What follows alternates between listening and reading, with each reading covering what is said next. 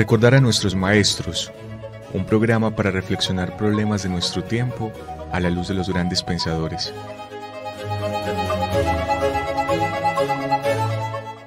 Dirección: Carlos Mario González, profesor de la Universidad Nacional de Colombia, sede Medellín.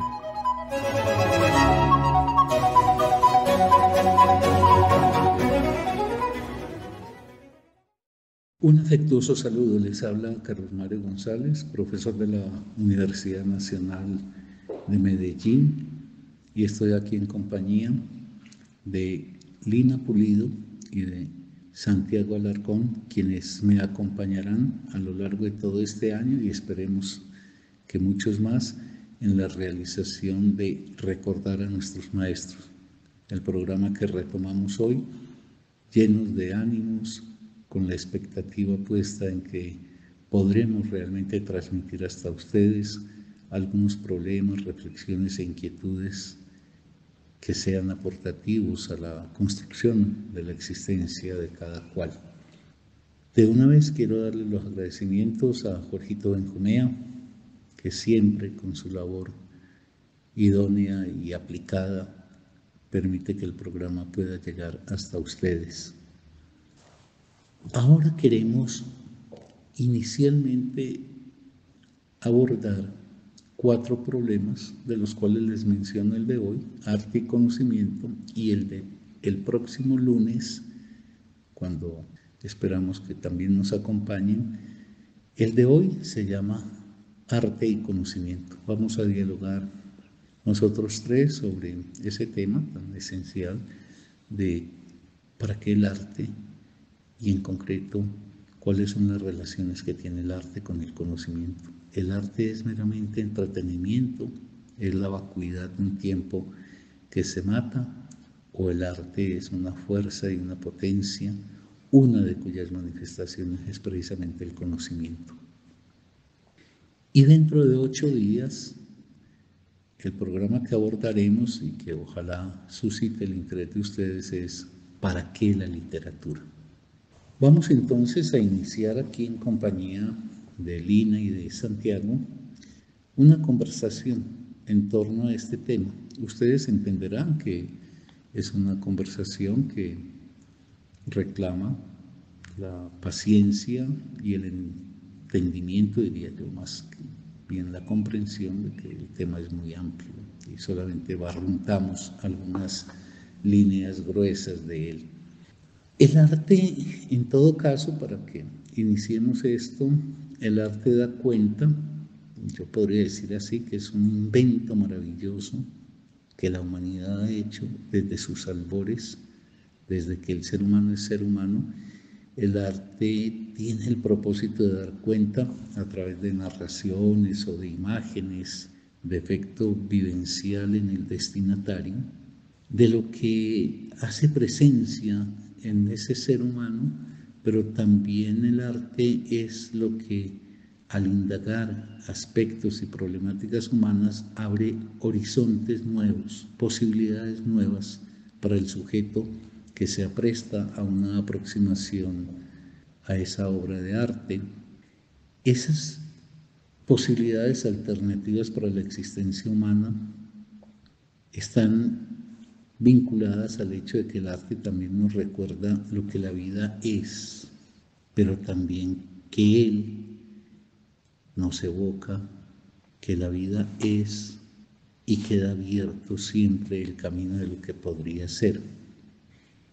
El arte se podría también, en la sociedad en que estamos viviendo, definir en una escala de jerarquía, donde la cultura, y la cultura llamémosla con su adjetivo capitalista, pues plantea que la ciencia es una forma de conocer altamente valorada, apreciada, respaldada. En tanto, la filosofía y los saberes humanos y sociales son considerados secundarios y hasta prescindibles. Y el arte, en el escalón más bajo de la valoración que hace esta sociedad, aparece como algo accesorio y aleatorio para el individuo. Nosotros quisiéramos pregar a invertir esta valoración o yo no diría que invertirla, sino a exaltar el valor fundamental del arte, que el arte no tiene nada de accesorio y aleatorio, y que una sociedad que le impide a la gente habituar su existencia a una relación con el arte, le está restando una de las grandes potencias que tiene precisamente la vida humana, porque el arte cualifica, promueve y nos conduce, por ejemplo, a las relaciones, no solamente con la sensibilidad, sino con el pensamiento. En ese sentido, es el asunto que nos interesa ahora abordar en este diálogo con Lina y con Santi. ¿Cuál es la relación que tiene el arte con el conocimiento? Porque en esta sociedad se ha pervertido el arte presentándolo como una simple experiencia relativa a la sensibilidad. Y todo gran arte es simultáneamente sensibilidad y pensamiento. La sensibilidad abre el pensamiento desata la sensibilidad. Es por ahí por donde quisiéramos en el programa de hoy enfocarnos. No sé si, por ejemplo, alguno de ustedes quiere tomar la palabra a este respecto. Sí, por supuesto, Carlos, aprovechando para saludar a todos los que nos escuchan en este momento. Yo quisiera introducir un elemento que me parece que en esa relación entre arte y conocimiento es lo que uno podría decir es como la puerta de entrada al conocimiento de forma particular que nos posibilita el arte, es lo que uno podría llamar el asombro. De la experiencia que yo he tenido en las lecturas de obras literarias, de teatro, incluso de la relación a veces con la música, sucede algo muy particular y es que cuando uno se detiene a ver cuáles son esos asuntos, esos temas sobre los que se vuelca un artista en sus obras, son temas que uno diría han estado en la vida cotidiana de cualquier persona, que uno los ha vivido. Entonces un Tolstoy habla de el amor, un Dostoyevsky puede plantear el gran tema de un asesinato, por ejemplo, y otras obras más, abordar temas como la muerte, la angustia, el sentido de la vida. Entonces, en esencia, el arte trata esos temas de la vida humana, con lo que nosotros nos las tenemos que ver a cada momento. Ahora bien, si el arte trata esos temas con los cuales uno ha vivido o ha experimentado, ¿qué es lo particular que hace que nos genera en nosotros un efecto de impresión? O nos hace detenernos a pensar aquello que quizá en ningún momento nos habíamos detenido a pensar por todo lo que implicaba, por todo lo que se jugaba ahí. ¿Por qué un amor es una cosa tan trascendental? ¿Por qué el problema de que un ser humano muera, o estoy teniendo acá en la mente un recuerdo particular de un texto que hace Rosa Luxemburgo sobre la literatura rusa, donde hace alusión a Dostoyevsky y dice, es que Dostoyevsky nos muestra en la cara que hay una gran tragedia de un ser humano que es capaz de matar a otro ser humano, pero que además el arte no nos la lanza tan fácil diciéndonos o despachándonos es que aquel sujeto es simplemente un asesino, sino que ahí también hay una trama existencial que se pone en juego. Entonces me parece que el arte nos abra o que nos permita un desarrollo de un análisis, de una reflexión, incluso como que nos toque en la llaga de ciertos problemas, es por su efecto del asombro. Y por eso me parece que en esa relación que establecemos entre el arte y el conocimiento es fundamental hablar de lo que logra el arte a diferencia de otros ámbitos del conocimiento, que es lo que en este caso digo es el asombro. Santi, me parece que era el mejor camino para iniciar este diálogo sobre el arte. El arte, igual que la filosofía, igual que la ciencia, cumplen esa tarea de asombrarnos. Uno se asombra cuando está ante algo que hace que que uno sienta que no logra dar cuenta de eso, pero que lo incita al mismo tiempo a avanzar en la indagación de eso. Ahora, eso abre el camino de por qué el arte es una forma del conocimiento. Hoy no tendríamos tiempo de hacerlo, pero quedaría como posibilidad para el futuro establecer cuál es el tipo de verdad que el arte desentraña, que es distinta a la verdad de la ciencia, distinta a la verdad del discurso filosófico y distinta a la verdad que producen los saberes humanos. Pero que el arte nos conduzca a unos caminos de exploración y de entendimiento de la condición humana es algo fundamental. Y por eso hay que insistir en que la recuperación del arte está en vías de proveer al ser humano elementos de raciocinio y entendimiento también. Solo que la maravilla es que bajo las configuraciones ficcionales del arte se suscita simultáneamente al ejercicio del conocimiento una activación de la sensibilidad del ser humano. Pero como dije hace un momento, en una especie de dialéctica que hace que esos términos sean inextricables. En el arte, eso que tenemos bajo la forma de una pintura, de una escenificación teatral, de la audición musical, etc., concita una sensibilidad que le abre puertas al pensamiento y a la inversa un pensamiento que se acentúa y se potencia a partir de la sensibilidad.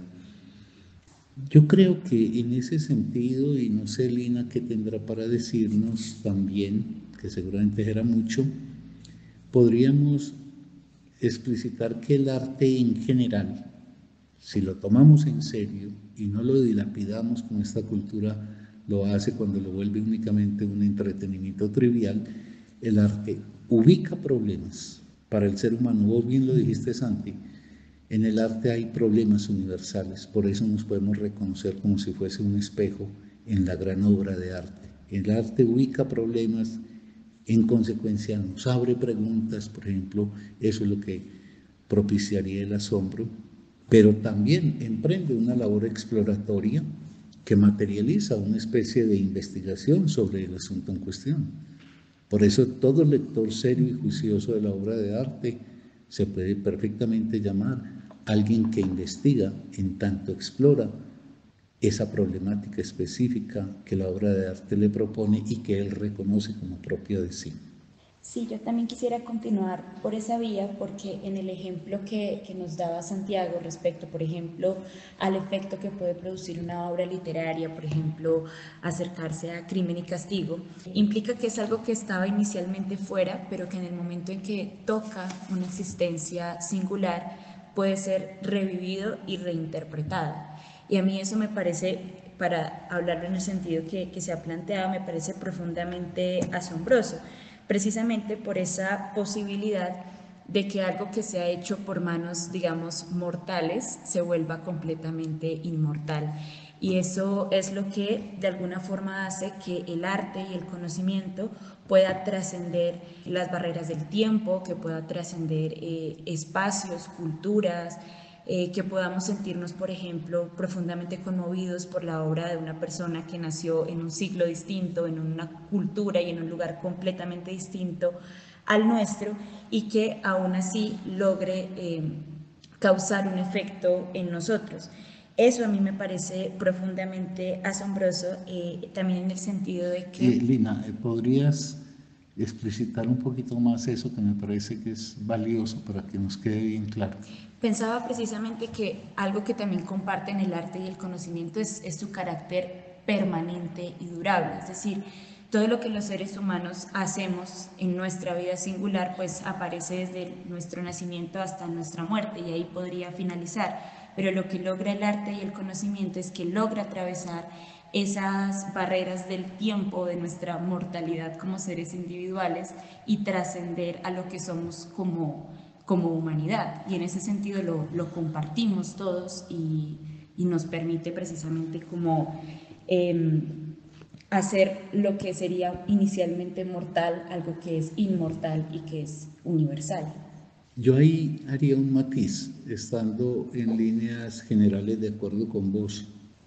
No tenemos la oportunidad, es que uno cuando empieza a analizar estas cosas se da cuenta de tantos aspectos importantes y que quedarían pendientes, y es tratar de hacer una definición de qué es lo que merece ser nombrado arte.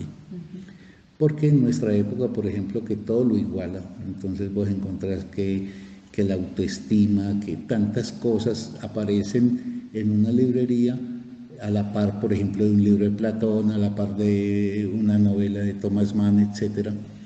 Y yo sí creo, y no es un problema de envanecimiento ni de sentimiento de superioridad, que hay una cosa que se llama gran arte, que a veces yo me digo, ¿cuál gran arte? Arte a secas, y no todo lo que se escribe, ni todo lo que se pinta, ni todo lo que se compone musicalmente merece ser llamado arte. Y en ese sentido, el arte tiene esa peculiaridad. Yo diría, quizás atreviéndome a algo muy discutible, que el arte en general es aquello que consigue vencer a la muerte, permanecer en el tiempo, y que por ende toda gran obra de arte que logra pervivir es una obra que merece ser adjetivada como clásica, como un texto clásico. Lo clásico no tiene que ver con un patrón de construcción, con unas formas predefinidas, sino que lo clásico tiene que ver con que una obra logra tal efecto que se hace tan duradera como vos lo decías. Ahora, a mí me parece muy importante, y no sé ustedes qué piensan, para que ubiquemos, porque estos programas vuela el tiempo, el arte, ese gran arte en las relaciones, por ejemplo, con una sociedad como la que tenemos y la cultura en que vivimos, que es una cultura que podemos nombrar como la cultura que el capitalismo ha promovido. ¿Qué piensan ustedes en torno a para qué sirve el arte y por qué el capitalismo es tan despectivo con el arte? Porque el capitalismo no le da lugar al arte, sino que nos hace el cambio de mano de presentarnos una cantidad de mediocridades y de tonterías a nombre del arte. ¿Algo que decir sobre eso?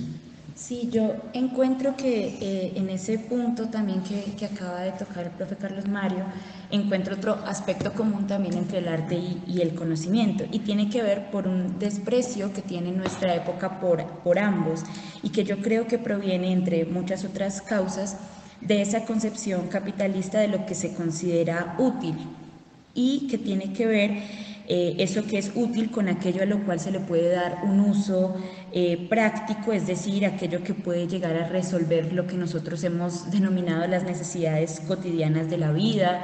Hablamos de la comida, hablamos de, por ejemplo, de protegerse de las inclemencias del clima, hablamos de la reproducción en general de la vida, y que si uno se atiene a esa concepción estricta del término de lo útil, pues el arte y el conocimiento se quedaría por fuera de esa concepción. Es decir, todo aquello que no puede hacerse una mercancía que sea intercambiable. Y el arte, el conocimiento se escapan entonces de esa lógica, no cumplen, no suplen en sentido estricto esas necesidades, y aparece entonces como algo que sería inútil. Entonces la pregunta que yo formularía es, entonces, ¿para qué el arte y para qué el conocimiento? No sé, Santi, ¿vos querés intervenir? Sí, no, es pensar el arte de forma histórica y ya introduciéndolo pues en la sociedad contemporánea, una regida por el modo de producción capitalista, tiene una peculiaridad. O sea, el arte, como uno podría decir en la filosofía o cualquier otra obra importante, implica el detenimiento, implica un sujeto que tenga la capacidad de cierta manera de despojarse de sus certezas para permitir que entre a su vida eso que un autor plantea en una obra. Entonces lo que pasa en la sociedad capitalista es que se forma un sujeto que primero es afanado, que no se detiene, que por la lógica propia de su vida cotidiana, devorada mayormente por las lógicas del trabajo, es impensable, es prácticamente un condicionamiento social el que impide que hayan sujetos que puedan apreciar lo valioso del arte, que cualquier persona, sin importar su condición económica o social, pueda saber el valor que hay en una obra de teatro, por ejemplo, la de Shakespeare. Alguna vez lo hablábamos, Carlos, quizás en los barrios populares hayan potenciales poetas y no lo saben. Quizás hayan magníficos y grandes lectores de Shakespeare, de Platón y de otras. Estamos hablando inicialmente del arte. ¿Te referís a potenciales en el sentido de que si tuvieran la oportunidad encontrarían una senda? Exacto, como que la propia lógica de sus vidas impiden que en ellos, por ejemplo, pueda haber un intérprete valioso o un intérprete lúcido sobre esas obras, pero es que ese conocimiento o esa valoración sobre el arte nosotros no venimos con ella dada. Necesitamos una relación social, un ser humano, un referente que nos diga, existe esto. Un ejemplo, Santi, somos nosotros mismos. Nosotros amamos el arte, nos es imprescindible, pero si cada uno remonta en su memoria, sabe que se dieron en su historia esos gestos que le permitieron a uno el acceso, por ejemplo, a esos libros o a esa música, etcétera, que si hubiésemos carecido de esas personas que por fortuna se atravesaron en nuestro camino, a lo mejor estaríamos también sumados a esa gruesa parte de la humanidad que no ha sido el arte.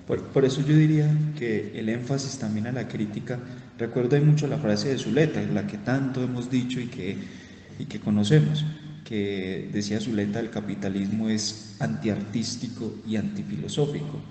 Y por eso la crítica al capitalismo no solamente tiene que ver con el cuestionamiento por las injusticias y las desigualdades económicas y sociales, sino por los efectos culturales que también genera una persona más mediocre. O sea, no es que, por ejemplo, en esta época no hayan producciones que, comillas, se le llaman artísticas, pero es que el ser humano dilapida lo que decíamos al inicio, todo eso que nos puede mostrar un Dostoyevsky que es tan grave con la muerte, se dilapida, por ejemplo, en producciones culturales contemporáneas.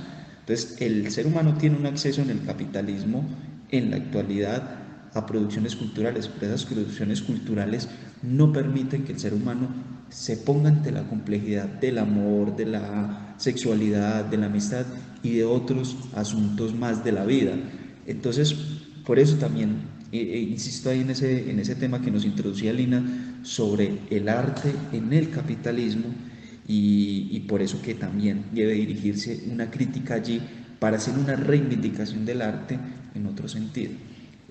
Que a mí me parece fundamental el tema que ha introducido Santiago respecto al tiempo, porque efectivamente, y Marx lo plantea también, la lucha que emprendemos es la lucha por el ocio y la lucha por el tiempo. No es posible crear ni disfrutar tampoco ni del arte ni del conocimiento bajo una lógica que nos impide tener un tiempo también para el disfrute de la vida y también para la creación artística o de conocimiento.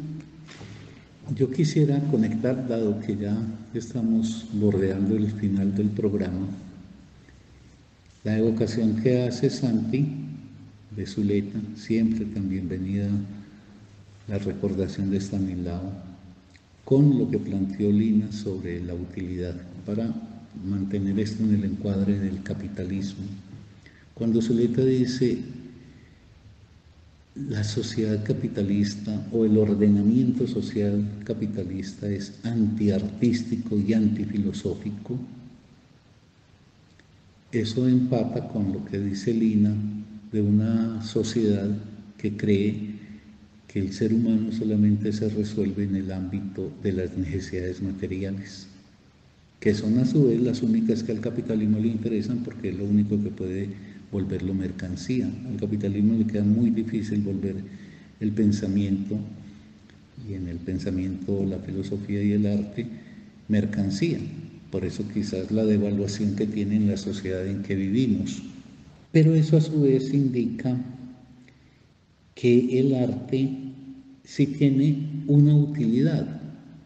No tiene un propósito. Ningún artista dice, voy a escribir esto para aquello, para que produzca tal efecto en mi espectador, sino que hay la utilidad, precisamente, y para usar una bella expresión de Husserl, de atender el mundo de la vida, el mundo donde el ser humano, no solamente en lo más íntimo de sí, sino en la relación con el otro, pone en juego el amor, la muerte, la angustia, la soledad, la esperanza, etc. Eso es lo que el arte en forma específica y propia nos ofrece. Y por eso, para terminar, amables oyentes, uno podría decir, acogiéndome a la alusión que hizo Santi de Zuleta, que el arte, eso que merece ser llamado arte, es en sí mismo anticapitalista. Bueno, como verán, el tiempo, y esto es un lugar común decirlo, el tiempo siempre es menos de lo que uno quisiera en un programa de radio, pero nuestra expectativa está únicamente en tratar de suscitar en ustedes algunas inquietudes y reflexiones a partir de lo que hemos dicho, e invitarles para que dentro de 8 días nos acompañen cuando vamos a tratar de conversar un hecho que es muy importante para que la literatura. Amables oyentes, ha sido un placer dirigirnos a ustedes y esperamos que podamos proseguir este diálogo y compartir con ustedes nuevas reflexiones. Hasta entonces.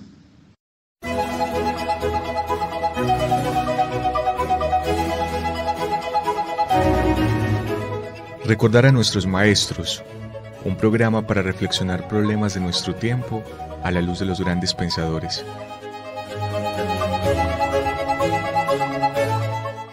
Dirección: Carlos Mario González, profesor de la Universidad Nacional de Colombia, sede Medellín.